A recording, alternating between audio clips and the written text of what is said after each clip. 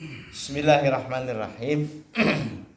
Alhamdulillahirabbil alamin. Wa bihi nasta'in ala umurid dunya waddin. Asyhadu an la ilaha illallah, asyhadu anna Muhammadan abduhu wa rasuluh. Allahumma salli ala sayyidina Muhammad wa ala ali sayyidina Muhammad. Amma ba'du. Jamaah subuh yang Allah muliakan, alhamdulillah kita bersyukur pada Allah Subhanahu wa taala. Allah berkenan mempertemukan kita kembali, mengumpulkan kita di aktivitas salat subuh berjamaah. Mudah-mudahan ini bisa kita lakukan sampai akhir hayat kita. Amin. Apalagi kemudian bisa diteruskan oleh anak, cucu, menantu dan cicit kita.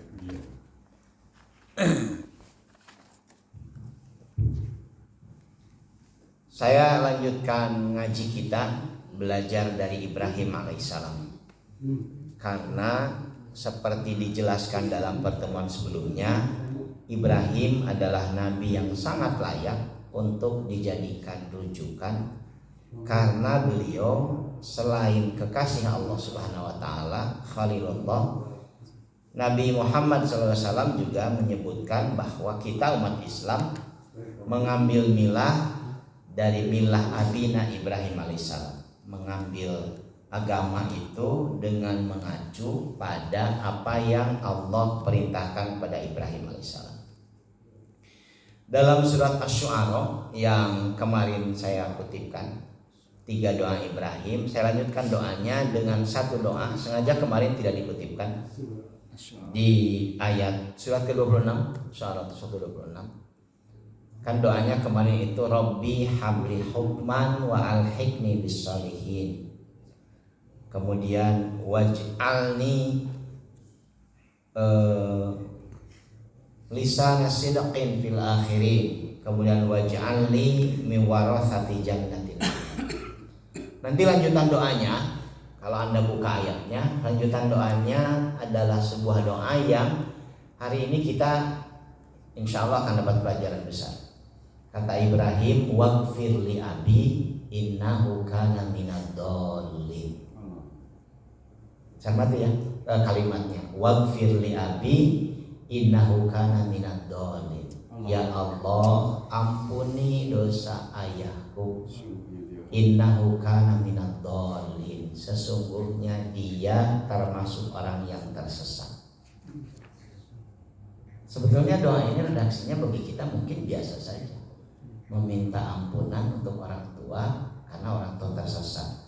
Tapi karena kita semua tahu, kemarin saya jelaskan bagaimana orang tua Ibrahim, ayahnya, seorang God maker, sanes shoemaker, God maker, pembuat Tuhan, yang kemudian kalau dielaborasi kisah Ibrahim itu sampai diusir, dilempar, dan tidak lagi diakui anaknya karena terus-menerus mengkritisi ayahnya sebagai pembuat Tuhan. Tapi Ibrahim janji pada ayahnya dalam kondisi bertengkar hebat, diusir bahkan dilempar oleh ayahnya itu, Ibrahim ketika akan berpisah karena ayahnya mengusir dari rumah, Ibrahim itu janji, aku akan mendoakanmu kepada Tuhan supaya Tuhanku mengampuni dosa-dosamu. Jadi ayat ini adalah bagian dari janji Ibrahim, waghfir li abi innahu kana minadh dhalin. Ampuni ayahku ya Allah, karena ayahku termasuk orang yang berbuat kezaliman, termasuk yang tersesat. Pertanyaan yang muncul di kalangan kita ini di masa lalu sampai hari ini, bolehkah kita mendoakan orang yang musyrik mendapatkan ampunan Allah Subhanahu wa taala? Kalau mendapatkan hidayah sudah selesai itu urusannya. Boleh nggak kita doakan orang musyrik dapat hidayah? Sudah selesai, jawabannya boleh. Tapi ketika kemudian orang bertanya, boleh tidak mendoakan orang musyrik, orang non-muslim supaya dosanya diampuni Allah? Mayoritas para ulama menyatakan tidak boleh. Tidak boleh. Kenapa nggak boleh? Ada beberapa ayat Quran. Saya ajak Anda misalkan untuk membaca Quran surat At-Taubah ayat 113. Saya bacakan ayatnya. A'udzubillahi minasyaitonir rajim. Makana lin nabiyyi walladzina amanu ayastaghfiru lil musyrikin walau kanu uli qurba min ba'di ma tabayyana lahum annahum ashabul jahim.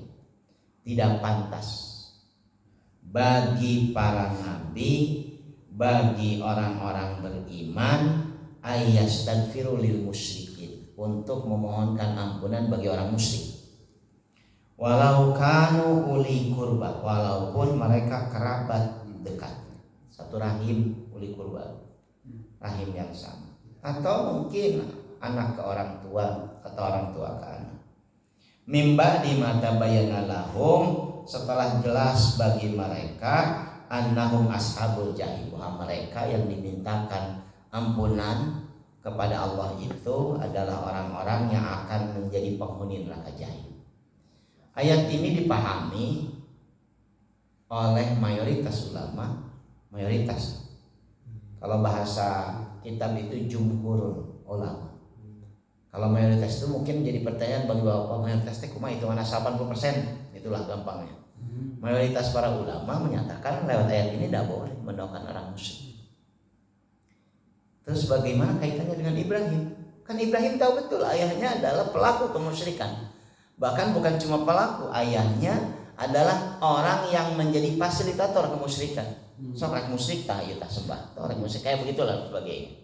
Sementara Ibrahim dengan sangat terbuka berdoa, waghfir li abi innahu kana minadh dhalin. Ampuni ya Allah, Tuhan ayahku. Jelas sekali. Innahu kana minadh dhalin. Berarti seolah-olah ada ayat yang kontradiktif dalam Al-Qur'an. Ayat ini kan menegaskan linabi. Nah, ini yang dari Ibrahim ini kita akan dapat pelajaran besar. Dalam ayat yang lain, dalam Quran surat Ibrahim surat ke-14 ayat 41, Ibrahim bahkan berdoa lebih umum yang kemudian jadi acuan kita semua. Saya bahkan menggunakan doa Ibrahim ini sebagai sarana untuk mengajar santri bagaimana mendoakan. Kata Ibrahim di ayat 41 surat Ibrahim itu, Rabbana gfirli wali walidayya walil mu'minina yauma yaqumul hisab. Tuhan kami semua, ampuni dosaku dan dosa kedua orang tuaku, walil mu'minina yauma yaqumul hisab, dan orang-orang beriman terutama di hari ditegakkannya pengadilan ilahi. Ibrahim mohon supaya orang tuanya, ayah ibunya diampuni oleh Allah Subhanahu wa taala. Saya membaca kutipan kitab Al-Wasit dari Syekh Tantawi yang menyebutkan bahwa ibunda Ibrahim meninggal dunia sebelum Ibrahim menjadi nabi dalam keadaan mukminah, beriman pada Allah Subhanahu wa taala. Tapi ayahnya meninggal dalam keadaan musyrik. Kemarin saya jelaskan. Sekali lagi, apa relevansinya doa Ibrahim padahal Al-Quran melarang doa kepada orang musyrikin setelah orang musyrik itu jelas akan jadi penghuni neraka jahim. Saya kutipkan lanjutan ayat atau bahasa 113 tadi dengan ayat selanjutnya. Karena ayat selanjutnya ini seolah-olah bagi mayoritas ulama yang tadi melarang mendoakan orang musyrik mendapatkan ampunan, mendoakan non muslim dapat ampunan Allah dari dosa-dosanya sebagai jawaban dari sudut pandang keyakinan mereka. Wa makana istighfar Ibrahim li abihi illa an mau'idatin wa'adaha iya. Falamma tabayyana lahu annahu aduwwun lillahi tabarra'a minhu. Inna Ibrahima la'awwahun halim. Dan permohonan ampunan Ibrahim untuk ayahnya. Wa makana istighfar Ibrahim li abihi. Sampai demikian detil Quran menyebutkannya. Dan permohonan ampunan Ibrahim untuk ayahnya illa an mau'idatin wa'adaha iya. Itu karena Ibrahim sudah berjanji kepadanya. Karena ketika diusir tadi, dilempar, Ibrahim janji, saya tetap akan mintakan ampunan kepada Allah atas dosa-dosa engkau. sambil dilempar ke Ibrahim janji sama ayahnya. Falamma tabayyana lahu, dan ketika jelas bagi Ibrahim bahwa ayahnya annahu aduwwun lillahi, ayahnya termasuk musuh Allah. Kalimatnya demikian tegas, annahu aduwwun lillah tabarra'a minhu, Ibrahim berlepas diri. Maknanya Ibrahim tidak lagi berdoa memohon ampunan untuk ayahnya karena sudah dia tunaikan dan kemudian diberikan informasi bahwa itu tidak boleh lagi dilakukan. Begitu sudut pandang jumhur ulama yang memahami bahwa tidak diperkenankan berdoa untuk orang yang musyrik. Inna Ibrahima, dan sesungguhnya Ibrahim itu la'awwahun halim, orang yang sangat lembut dan sangat santun. Jamaah subuh yang Allah muliakan, ini kan tidak menyelesaikan apa yang tadi saya sebutkan, bahwa jumhur atau mayoritas ulama melarang seorang mukmin mendoakan orang yang musyrik untuk mendapatkan ampunan dari dosa-dosanya. Kan pekerjaannya musyrik, pekerjaannya kafir, pekerjaannya bertentangan dengan perintah Allah dan Rasulnya. Tapi kenapa engkau doakan dia supaya dapat ampunan? Kan sangat tidak pas. Begitulah sudut pandang ini. Tapi kemudian berkembang jawabannya bagi sebagian ulama, tentu ini tidak mayoritas, menyebutkan boleh selama yang melakukan kemusyrikan itu belum meninggal dunia. Karena kalau sudah meninggal dunia, kemusyrikannya dibawa, barulah kemudian ayat tadi dianggap menjadi relevan. Kalamat tabayyana, maka setelah jelas, karena meninggal dalam keadaan musyrik, bahkan mungkin dipestakan dalam pesta kemusyrikan, misalkan sampai diangkut rame-rame sebagainya, motong kerbau dan sebagainya, ditempatkan di puncak gunung sebagainya. Dalam syariat Islam itu bagian dari perbuatan yang dulu tersesat, falamma tabayyan dan lain sebagainya. Tapi bagi orang musyrik yang masih hidup, dan boleh jadi besok lusa bisa berubah kemusyrikannya karena dia berinteraksi dengan Islam, mendapatkan peluang akses untuk dakwah dan lain sebagainya, boleh jadi akan berbeda. Sehingga kalaulah kemudian jadi pertanyaan fikih, boleh tidak mendoakan non muslim untuk dapat ampunan Allah Subhanahu wa taala dari dosanya? Kita lihat ini ada hadis Bukhari dan Muslim yang digunakan oleh tadi sebagian ulama sebagai jawaban untuk menyatakan boleh atau tidaknya. Ada seorang laki-laki Yahudi yang datang kepada Rasul sallallahu alaihi wasallam, kemudian dia berkata, "Ya Rasulullah, doakan saya." Kemudian Nabi berdoa dengan kalimat,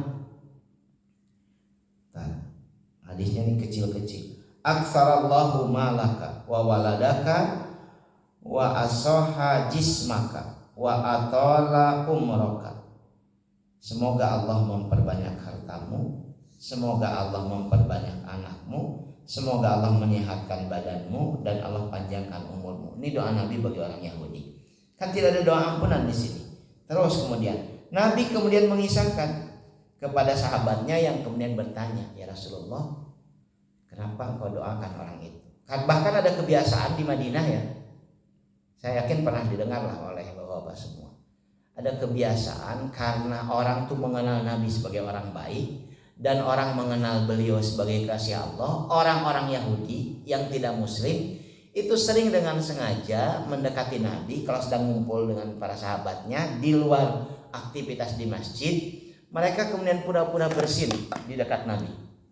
Anda bisa bayangkan orang Yahudi datang tiba-tiba pura-pura bersin. Karena setiap Nabi mendengar orang bersin, Nabi akan spontan berdoa, "Yarhamukallah." Jadi mereka suka didoakan ku Nabi. Bayangkan ya orang Yahudi. Yang mun di urang memerenan aya nu sok biasa ke gereja, tiba-tiba kemudian ngumpul dengan komunitas ya para santri dan sebagainya. Kemudian bersin sehingga berharap para ajengan, para ustadz, para santri itu kompak menjawab yarhamukallah. Dan Nabi biasa. Jadi mereka bersin. Apa yang Nabi lakukan? Nabi kemudian menyebutkan apa doa setelah bersin itu? Yarhamukallah, yahdikumullahu wa yuslih balakum. yahdikumullah. Semoga Allah memberikan hidayah kepada kalian, wa yuslih balakum, dan memperbaiki keadaan kalian. Itu senangnya luar biasa. Itu jadi contoh bahwa mendoakan orang-orang non muslim untuk dapat hidayah, untuk sehat, untuk kemudian bisnisnya lancar dan lain sebagainya, itu bahkan menjadi sunnah. Tapi ketika kemudian ditanyakan para sahabat, apa boleh ya Rasulullah mendoakan? Beliau kemudian menyampaikan sebuah kisah. Ini riwayatnya ini Bukhari dan Muslim, di mana kemudian mana ya ayatnya?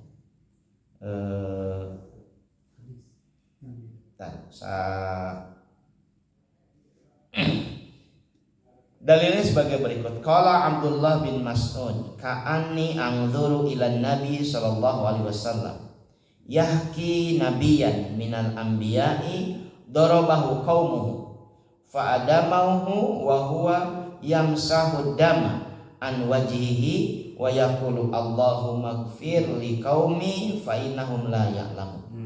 Ibnu Mas'ud mengabarkan bahwa Nabi sallallahu alaihi wasallam menyampaikan, kata Ibnu Mas'ud, seolah-olah aku sekarang sedang melihat Nabi sallallahu alaihi wasallam. Yang kata Ibnu Mas'ud, beliau bercerita tentang seorang nabi yang dipukuli kaumnya. Ini luar biasa tuh ya, nabi dipukuli kaumnya. Kata Nabi sallallahu alaihi wasallam, ada seorang nabi dipukuli kaumnya sampai bercucuran darah, dan ia mengusap darah tersebut dari wajahnya, tapi ia tetap berdoa, ya Allah, ampuni kaumku, fa innahum la ya'lamun, karena mereka tidak tahu yang dipukul yang mereka tunai.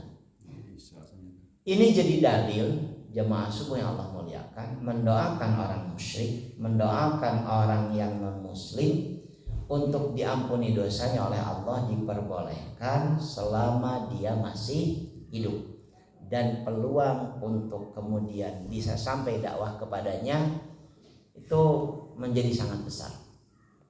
Tapi sekali lagi ini sudut pandang minoritas, bukan sudut pandang mayoritas. Mayoritas tuh saya dengar khutbah-khutbahnya ustadz-ustadz terkenal tuh ya, yang memang kompetensi keilmuannya juga di atas rata-rata, menyebutkan tidak boleh berdasarkan sudut pandang jumhur ulama. Kebetulan saya membaca tafsir, jadi barangkali sudut pandang para mufassir berbeda, karena mengutip berbagai banyak kisah dan lain sebagainya.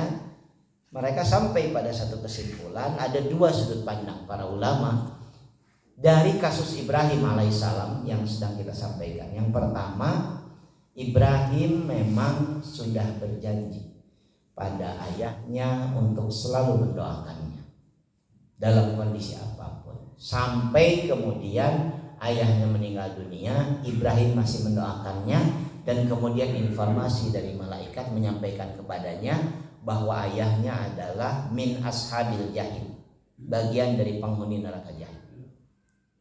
Ini bagi saya luar biasa ya. Coba Anda dikabari oleh malaikat, bapak maneh teh penghuni neraka jahim, naudzubillah. Itu Ibrahim diinformasikan oleh malaikat, ayahmu itu penghuni neraka jahim. Berhenti Ibrahim di sana. Tetapi rujukan doa Ibrahim itu jadi referensi bagi banyak ulama. Al-Quran membuat penjelasan bahwa Ibrahim mendoakan ayahnya, bahkan tadi tidak cuma dalam satu kesempatan, dalam kesempatan yang lain bahkan jadi rujukan ketika Ibrahim berdoa untuk dirinya, untuk ayahnya, dan untuk orang-orang beriman nanti yauma yaqumul hisab, di hari ditegakkannya hisab. Jawabannya itu tadi. Yang kedua jawabannya adalah sudut pandang yang disampaikan oleh Nabi sallallahu alaihi wasallam tadi, bahwa ada banyak nabi yang mengalami perbuatan buruk dari kaumnya, tetapi mereka tetap memohonkan kepada Allah ampunan untuk kaumnya. Perbuatan buruk kaumnya karena kaumnya musyrik, karena kaumnya tidak menerima dakwah Nabi, tapi Nabi mendoakannya. Dalam kehidupan kita keseharian, jamaah subuh yang Allah muliakan, saya yakin betul kita berinteraksi dengan banyak orang yang kebetulan dari banyak orang interaksi itu pasti ada orang-orang yang mungkin bukan muslim, tapi berperilaku baik, kemudian melakukan aktivitas bermanfaat, dan hubungannya dengan kita juga baik dan lain sebagainya. Maka ini menjadi semacam semacam panduan dalam kehidupan kita. Karena saya sering ditanya, jadi kalau jawabannya selalu saya sampaikan dua hal ini, ya mayoritas melarang, mayoritas ulama menyatakan tidak boleh, tapi sebagian kecil memperbolehkan dengan catatan orang yang didoakan itu alasannya yang saya dapatkan di sini mereka masih hidup, berpeluang untuk mendapatkan dakwah Islam, berpeluang untuk kemudian nanti respect kepada Islam dan lain sebagainya. Salah satu orang yang bahkan Nabi mendoakannya dengan sangat serius, berulang-ulang, berkali-kali adalah Umar bin Khattab, yang saat itu bukan cuma musyrik, tapi bahkan sempat sampai pada perencanaan matang akan membunuh Nabi karena dianggap mengganggu establishment, mengganggu apa yang dianut oleh orang-orang Makkah secara keseluruhan. Nabi mendoakannya dengan serius, ya Allah kuatkan Islam dengan satu di antara dua umat, min ahadin umarain, dari satu di antara dua umat. Mana yang lebih engkau cintai? Umar pertama itu Umar bin Khattab, Umar kedua Umar bin Hisham Abu Jahal. Dua-duanya sangat besar pengaruhnya, kemudian juga cerdas dan lain sebagainya. Tapi ternyata Allah memilih Umar bin Khattab. Dan luar biasanya jemaah sekalian, ini mayoritas kan sudah ke sana. Orang yang pernah akan membunuh Nabi itu bahkan sempat menghunus pedang, jalan-jalan katanya di kota Makkah, nyari Nabi sambil teriak-teriak. Bapak-bapak bisa menyaksikan. Sekarang dimakamkannya di samping Abu Bakar, satu komplek dengan makam Nabi. Jadi kalau ziarah ke makam Nabi, Anda mau tidak mau juga akan ziarah ke makamnya Umar bin Khattab. Yang kata banyak orang nih, yang dulu pernah mau membunuh Nabi, makamnya ya Allah ditempatkan oleh Allah dengan sangat mulia, berdekatan, bertetangga dengan orang yang pernah akan dibunuhnya tapi sangat dicintainya, yaitu Muhammad SAW. Artinya boleh jadi ada orang yang asalnya musyrik, yang mungkin musyriknya juga musyrik luar biasa, tapi kalau Allah kemudian berkenan untuk mengabulkan doa-doa orang-orang yang menyayanginya, bisa jadi banyak kebaikan yang akan dia peroleh, bisa jadi dia kemudian menjadi orang yang demikian kuat tauhidnya. Jemaah sekalian, dari doa Ibrahim ini, dari apa yang disampaikan Ibrahim ini, sekali lagi kita belajar banyak bahwa Ibrahim alaihissalam memang sangat layak jadi tuntunan. Kenapa? Kisah hidupnya penuh dengan episode-episode yang bisa jadi pelajaran besar bagi kita. Saya bersyukur ya, karena saya kenal bapak-bapak, tidak ada yang mengalami kisah seperti Ibrahim tadi. Tapi beberapa jamaah di Al-Kausar saya mengenal sebagai orang-orang yang ya pernah masa lalunya jadi Katolik misalkan, pernah masa lalunya bukan seorang muslim, dan pernah di masa sekarangnya juga ada yang mengalami, ya Allah Ustaz dosa apa anak saya kok nikahnya dengan non muslim. Itu sepanjang hari katanya dia nangis dan nangis saja, kok bisa ya anak saya, ya nggak bisa jawab saya, kan itu sama sekali di luar pengetahuan saya. Hanya paling tidak ketika dia nanya, boleh nggak saya doakan anak saya supaya kembali kepada Islam, boleh banget Bu, bahkan harus terus saja doa. Boleh jadi besok lusa Allah akan menjawab doa kita, jangan berhenti berdoa. Tapi kalau pertanyaan boleh mendoakan orang kafir dan sebagainya, seingat saya belum pernah ditanyakan di Al-Kausar. Ini bukan jawaban dari pertanyaan, ini pelajaran kita dari Ibrahim alaihissalam. Itu yang bisa disampaikan jamaah subuh yang Allah muliakan. Jadi sekali lagi banyak sekali pelajaran, dan insya Allah dalam bulan Rabiul Tsani ini saya targetkan ya insya Allah lah dalam pertemuan selanjutnya kita belajar lagi dari Ibrahim, kisah yang berbeda dan lain sebagainya. Mudah-mudahan manfaat. Kalau ada yang menyampaikan masukan, menyampaikan pertanyaan, mau menyampaikan request tapi tentang Ibrahim, jangan tentang yang lain, supaya bisa dibahas di minggu selanjutnya. Mudah-mudahan yang sampaikan manfaat. Dan sekalian hukum selamat Natal dan karena berulang terus tiap tahun. Sudah pernah dijelaskan ya? Sudah. Sudah. Sama seperti jawaban ini. Selalu ada dua sudut pandang. Sudut pandang ini tentu dipengaruhi oleh banyak faktor. Faktor pertama barangkali adalah sumber informasi yang ada dalam benak kita. Sumber informasi itu kan membuat kita kemudian sampai pada kesimpulan. Karena sebagian ulama yang menyatakan haram mengucapkan selamat Natal itu memahami bahwa selamat Natal itu bagian dari akidah.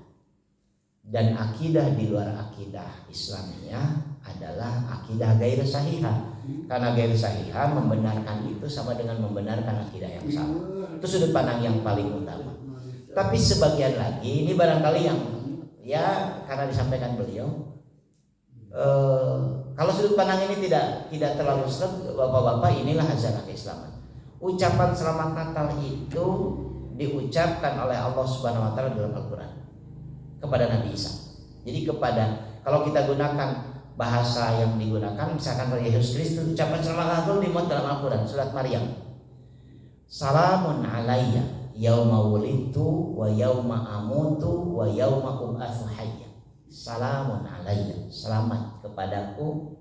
Allah Subhanahu wa taala yang mengucapkan yauma wulidtu di hari Natalku, wa yauma amutu di hari kematianku, wa yauma ub'atsu hayya. Artinya sebetulnya mengucapkan selamat Natal hukumnya biasa saja, tidak menjadi hal yang sebagainya. Kecuali kalau sudut pandang mengucapkan selamat Natal itu tadi dilandasi dengan pemahaman bahwa ini adalah sebuah kebenaran. Karena lahirnya saja di kalangan orang Kristen yang saya tahu, yang baca, tidak semua orang Kristen itu sepakat lahirnya di bulan Desember tanggal 25. Apalagi kalau lihat Al-Quran, surat Maryam lanjut dirujukan. Karena ketika lahir Bunda Maria itu sedang Bunda Maryam itu bersender di pohon kurma di bekas kandang domba itu, dan kemudian dia goyang-goyangkan itu, huzzi ilaik, digoyang-goyangkan itu si pohon kurma itu, dan kemudian kurma jatuh. Tidak pernah ada ceritanya kurma berbuah di bulan Desember di musim dingin. Ini penegasan. Dan itu juga dimuat, tidak cuma katanya dalam Quran, tapi dalam Bible juga dimuat. Bagaimana? Karena sama lahirnya di kandang domba dan lain sebagainya. Sehingga kawan-kawan, seingat saya kalau nggak salah, kalau bahasa Arab itu Nasran al-Qibtiyah, para umat Kristen yang Koptik itu, yang dari Suriah, dari Mesir itu mayoritas bahkan tidak percaya bahwa Nabi Isa itu adalah Tuhan.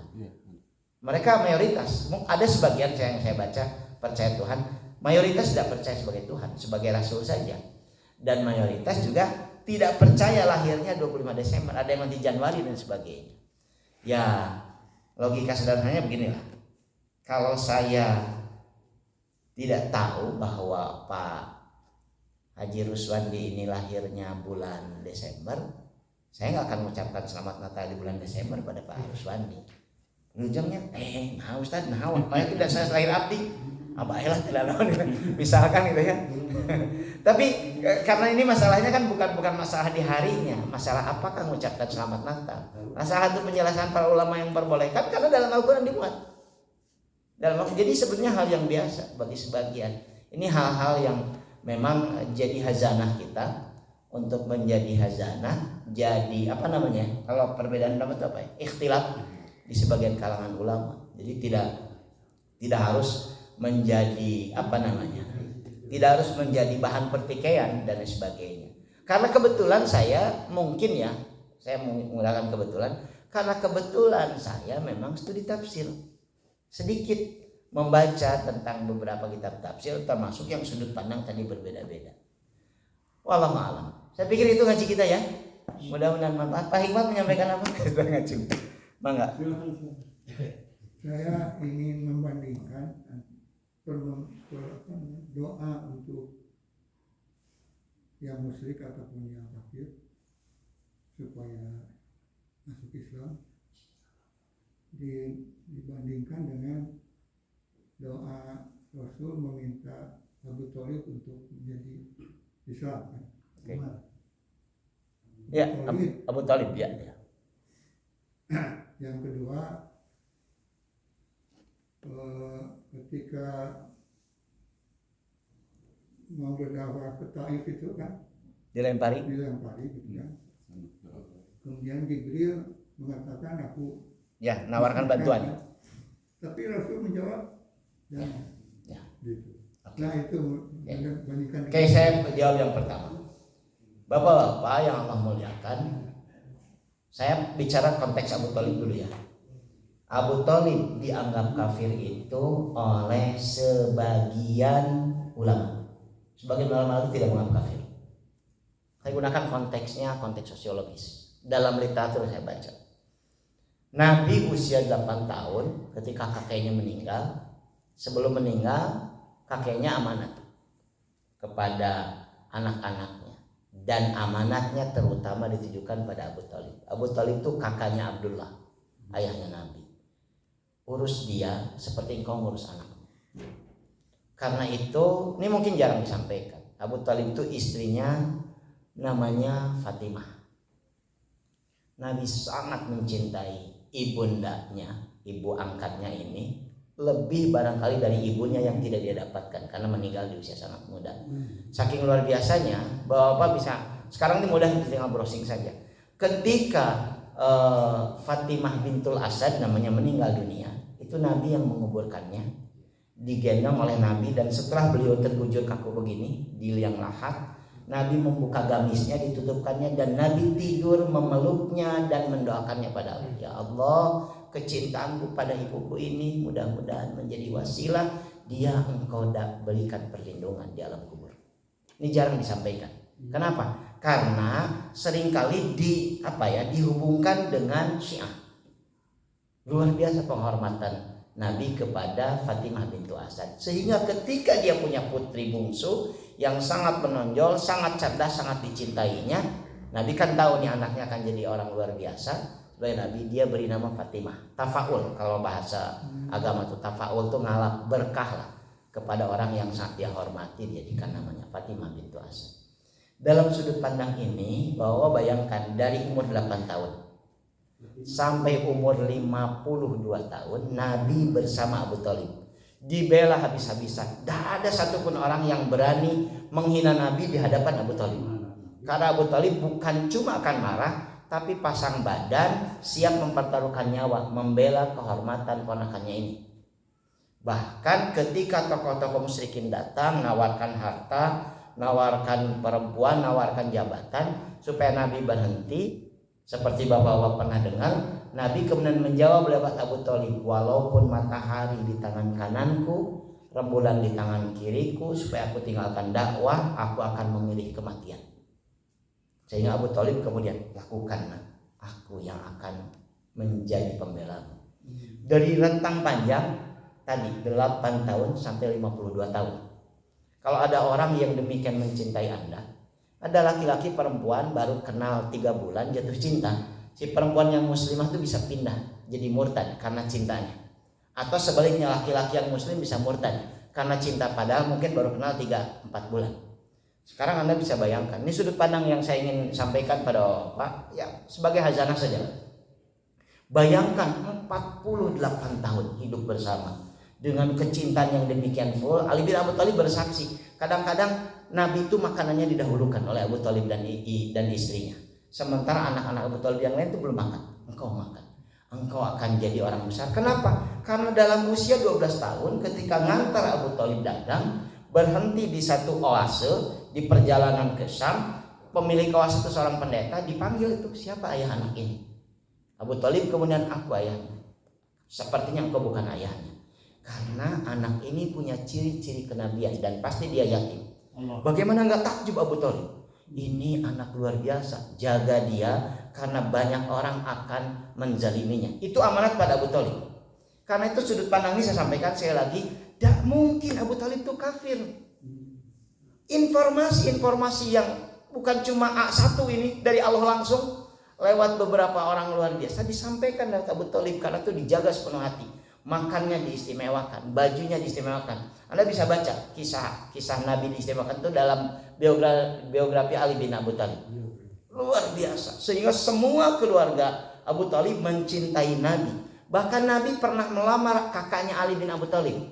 Hanya sudah kadung nikah. Abu Thalib sampai nangis mohon maaf kepada ponakannya karena melamar anaknya tidak diterima karena sudah kadung dia sudah terima lamaran dari seseorang dan lain sebagainya. Jadi Nabi jatuh cinta sama kakak sepupunya dan lain sebagainya. Sudut pandang ini menyampaikan informasi dari berbagai pendekatan sosiologis. Apa mungkin Abu Thalib kafir? Tapi kalaulah kemudian informasi yang sampai pada kita Abu Thalib kafir dan dihubungkan dengan satu ayat ketika Abu Thalib terbujur sekarat, orang-orang berkumpul termasuk Nabi sambil menangis, ada Abu Jahal katanya di sana, ada Abu Lahab, dan Nabi sempat mentalkinnya, ya amikul la ilaha illallah, paman ucapkan la ilaha illallah. Abu Thalib katanya dalam versi ini sempat mau mengucapkan. Tapi kemudian Abu Jahal, Abu Lahab menyebutkan, la takul kadalik, anta sayukuna, engkau tuh tokoh kami, gak mungkin kau akan menghinakan. Abu Thalib kemudian diam sampai Nabi nangis. Nabi kemudian meniup tangannya, kemudian mengusapkan tangannya itu, dua telapak tangannya dari kepala sampai ke kaki Abu Thalib dan berhenti di kaki, sehingga muncullah riwayat nanti di nerakanya Abu Thalib itu diringankan. Karena tadi ditiup didoakan oleh Nabi, cuma kakinya saja yang terbakar, tapi ngagolak cenah otak. Nah itu begitu yang saya baca. Kenapa kemudian Abu Thalib kafir? Ayatnya kan berbunyi begini, yang dihubungkan Abu Thalib itu. Innaka la tahdi man ahbabta walakinallaha yahdi man yasha. Innaka sesungguhnya engkau Muhammad la tahdi man ahbabta, tidak berhak memberikan hidayah walaupun pada orang yang kau cintai. Walakinallaha yahdi may yasha, karena urusan hidayah hanya Allah semata. Ayat itu Bapak-bapak, saya baca tafsir, itu turunnya di Madinah, sementara kisah Abu Thalib di Makkah. Sebetulnya sudah nggak ada hubungannya, tapi mungkin saja ada ayat yang masuk kategori Madinah turun di Makkah, mungkin saja, atau ada ayat yang turun di Makkah turun lagi di Madinah, mungkin saja, dan lain sebagainya. Tapi pendekatan yang saya sampaikan ini boleh jadi dibagi sebagian hal baru. Sebagian ulama tidak meyakini Abu Thalib kafir. Ya. Karena tidak meyakini kafir, maka sulit saya jelaskan bagaimana Abu Thalib berdoa. Nabi berdoa untuk Abu Thalib, karena Abu Thalib termasuk bagian dari kehidupan Nabi. Nanti penjelasannya ini mungkin sudah rada berbeda nih. Kenapa katanya Abu Thalib kafir? Hubungannya sebetulnya politik. Karena kebetulan yang menyampaikan hadis-hadis tentang keburukan keluarga Nabi, terutama dari versi Abu Thalib ke bawah, Ali dan lain sebagainya, itu adalah musuh politik yang memproduksi hadis-hadis itu. Walaupun ini sebetulnya tidak terlalu penting saya sampaikan. Yang ingin saya sampaikan tadi perbedaan sudut pandang. Jadi seperti yang terjadi dan dipelihara selama berpuluh tahun dan lain sebagainya, sehingga masuk dalam referensi kitab-kitab hadis. Tentu yang saya sampaikan ini nanti kalau Anda tanyakan sama yang lain akan berbeda dan lain sebagainya. Itu yang pertama. Jadi bagaimana Nabi mendoakan Abu Thalib yang dalam tanda kutip tadi ya, sebagian orang menyebutkan kafir.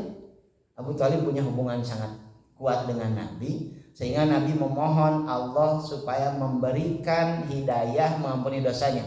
Katanya turun jawaban tadi, surat tadi, innaka la tahdi man ahbabta. Hubungannya itu dengan siapa ya? Dengan doa pada orang kafir. Doa pada orang kafir seperti tadi beliau menyebutkan Pak Hikmat ketika Nabi melakukan perjalanan ke Taif. Sebelum Nabi ke Taif kan sudah datang Abu Sufyan. Nanti akan datang orang gila yang diusir di Makkah karena mengganggu ketentraman. Kan tuduhan orang gila pada Nabi itu melekat sejak dia dakwah. Di hari pertama dakwah, mengumpulkan orang kan di balik bukit Sofa. Kalau aku sampaikan pada kalian bahwa di sini di belakang bukit ini ada pasukan yang akan menyerang kita, kalian percaya? Antal amin. Abu Jahal bilang gitu, engkau orang yang kami percaya, tidak mungkin kau berdusta. Senang Nabi, kemudian Nabi bilang, ana Rasulullah ilaikum, aku mengajak kalian untuk menyembah Allah semata. Eta Abu Jahal menyebutkan antal amin, itu langsung bangkit, ditarik katanya si taplak makanan itu, dibanting dan kemudian menyebutkan antal kadzab, maneh tukang bohong. Karena gak suka. Nanti Anda punya kawan-kawan akrab yang mungkin sejak muda bebarengan, tapi ketika Anda memilih jalan yang berbeda, jauh dari yang dia lakukan, misalkan asalnya karena dugem, bahasa sekarang itu jadi hijrah, mungkin dia akan berubah. Saya teman ini jadi radikal. terpapar mungkin dengan gerakan, kan begitu ya, mungkin muncul, sangat mungkin terjadi. Nah, dan sebagainya. Ini resiko dalam dakwah. Nah, ketika ke Taif itu Nabi datang, orang sudah mendapatkan opini sesat. Orang gila yang datang, niatnya jelek, mau menghancurkan ikatan keluarga, menghina Tuhan-Tuhan kalian. Pokoknya kalau dia datang jangan diberi kesempatan ngomong. Enggak ngomong, Nabi dilempari. Suka bikin kegaduhan sosial. Pokoknya mah jadi gaduh, bising dan sebagainya. Dilempari, nggak sempat ngomong cek tentang informasi itu. Nabi kemudian lari di kebunnya Utbah. Nabi didatangi Jibril. Kata Jibril, engkau bilang mau keruntuhkan gunung yang itu, kan kuperintahkan malaikat gunung meruntuhkan. Ya. Nabi kemudian doa, gak Jibril, Allahumma hdi qaumi fa innahum la ya'lamun. Ya Allah, beri hidayah kaumku. Fainahum la ya'lam, karena mereka tidak tahu. Ya kalau saya digitukan sopir ratakeun. Kalau saya gitu. Pasti abdi mah gitu kan, itu kalau yang jadi nabi. Pasti gitu ratakeun mesinna leuwih itu bika anak-anakna. Kayak orang cokot dia imana dan sebagainya. Karena kita nih punya sosok mulia yang luar biasa. Artinya memang pendekatan dakwah nabi itu ya luar biasa dan sebagainya. Itu ngaji kita ya jamaah sekalian. Terima kasih, mudah-mudahan manfaat. Mohon maaf kalau banyak hal tidak berkenan. Insyaallah kita lanjutkan di waktu yang akan datang. Aku lu qauli hada astagfirullah wa lakum subhanakallahumma wa bihamdika asyhadu an la ilaha illa anta astaghfiruka wa atubu ilaik. Assalamualaikum warahmatullahi wabarakatuh.